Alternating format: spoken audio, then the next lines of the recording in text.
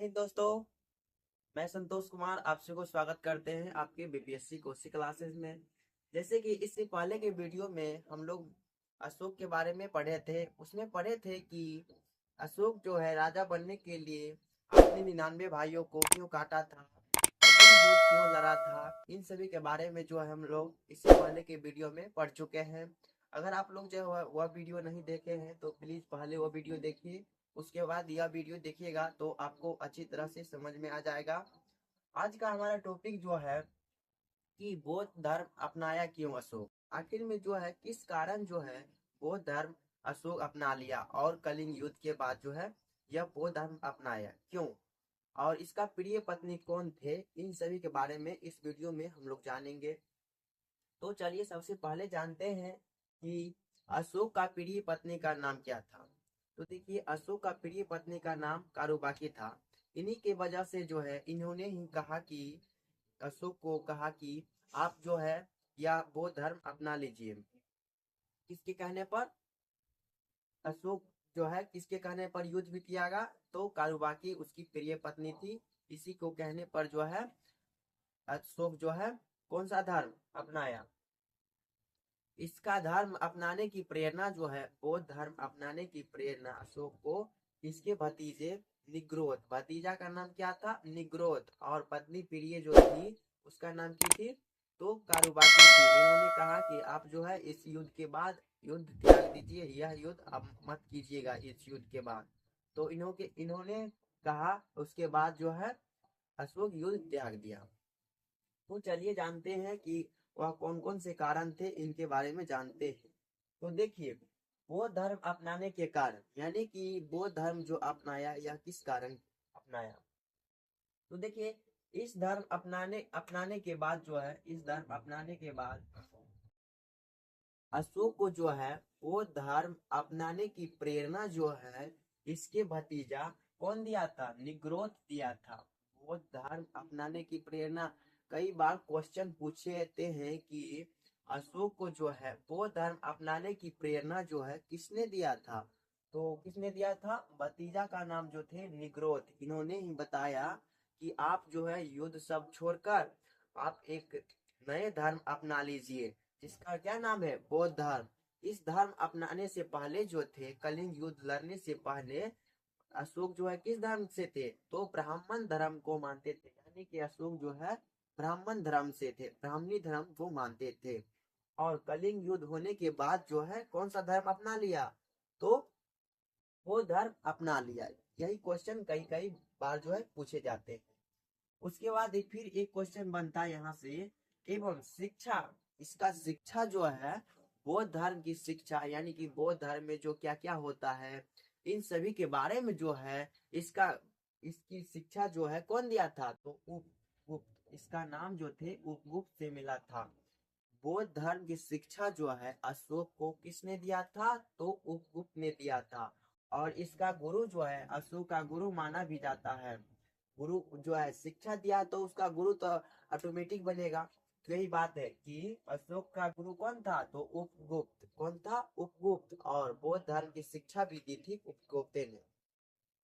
उसके बाद एक प्रश्न और बनता है कि अशोक शुरू में जो है शुरू में ब्राह्मण धर्म मानता था, बताए थे ना, शुरू में जो है ब्राह्मण धर्म को मानता था, लेकिन बाद में जो है कौन सा धर्म अपना लिया, वो धर्म अपना लिया। कौन, अशोक। व्यक्ति यह जो है वो धर्म व्यक्तिगत धर्म था। कौन धर्म था, अशोक का बौद्ध धर्म व्यक्तिगत धर्म था, ना कि जो है वो अपने धर्म को प्रचार करता था और दूसरे धर्म को जो है बोलता था आपका धर्म खराब है, ऐसे हो वैसे है, नहीं मानता था। लेकिन बौद्ध धर्म अपनाने की क्या था, व्यक्तियों के लिए जो है अपनाया, या जो है व्यक्तियों के ऊपर जो है अच्छा करने के लिए, व्यक्तियों को अच्छा सोचने के लिए, व्यक्तियों को अच्छा करने के लिए जो है अशोक कौन सा धर्म अपनाया था, बौद्ध धर्म अपनाया था। कई बार जो है यहाँ से क्वेश्चन पूछ लिए जाते हैं कि बौद्ध धर्म जो है अपनाया किस लिए अपनाया, तो यह जो है व्यक्तियों को हित करने के लिए, हित चाहने के लिए जो है अशोक बौद्ध धर्म अपनाया था। उसके बाद बौद्ध धर्म के प्रचार।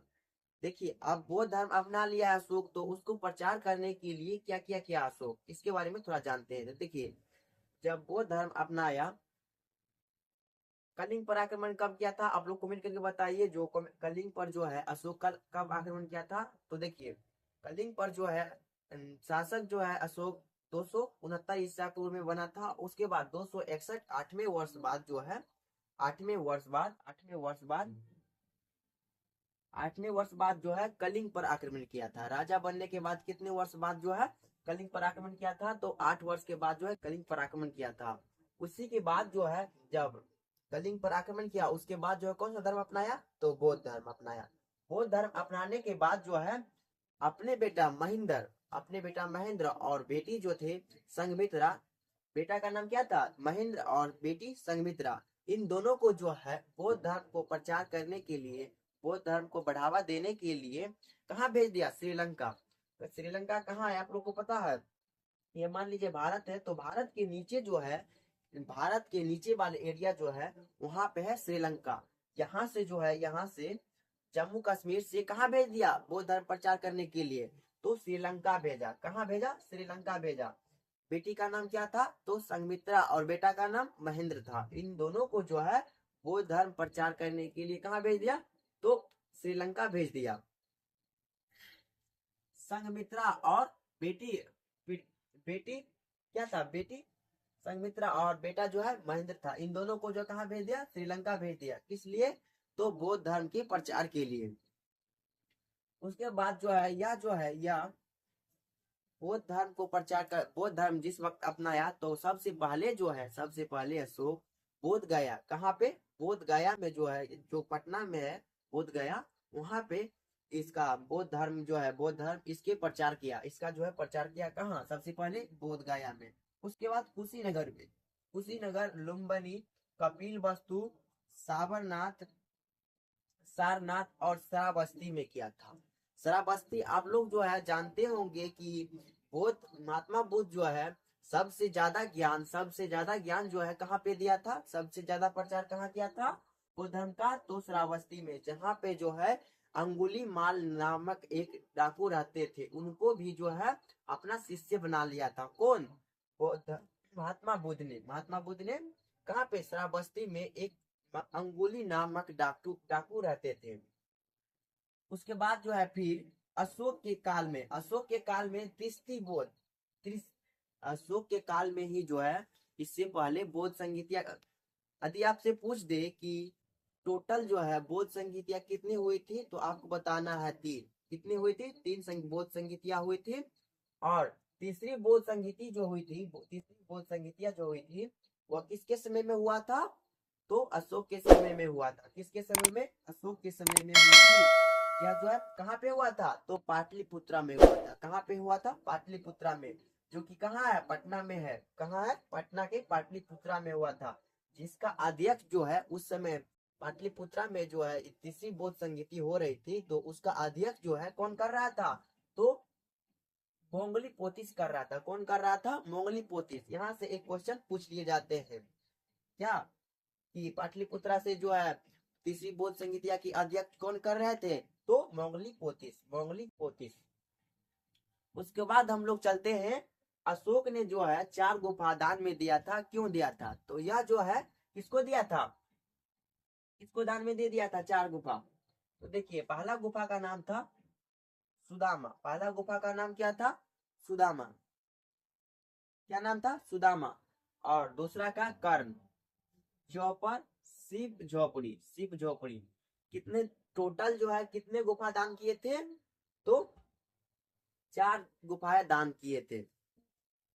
उसके बाद जो है हमारा प्रश्न बनता है फिर से, अशोक की कुल कितनी पत्नियां थी? अशोक के जो है कुल कितनी पत्नी थी? तो 5 पत्नियां थी, जिसमें जो है सबसे प्रिय पत्नी थी कौन थी? कारुबाकी थी। और 4 इन्हीं को कहने पर जो है युद्ध को त्यागा था।